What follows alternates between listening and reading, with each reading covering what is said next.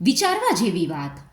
આજના આ આર્ટિફિશિયલ ઇન્ટેલિજન્સના સમયમાં લોકોની લાઈફ તો ઇઝી થઈ ગઈ છે, પણ માણસ થાકતો જાય છે. પછી એ જવાબદારીઓને લીધે હોય, ઓવર થિંકિંગને લીધે હોય, સંબંધોને લીધે હોય કે શારીરિક અક્ષમતાને લીધે હોય, પણ માણસ હાંફતો જાય છે એ વાત નક્કી છે.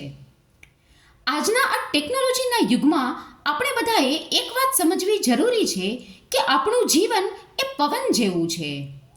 ક્યારે આવે અને ક્યારે સરકી જાય એ કાંઈ નક્કી નથી હોતું.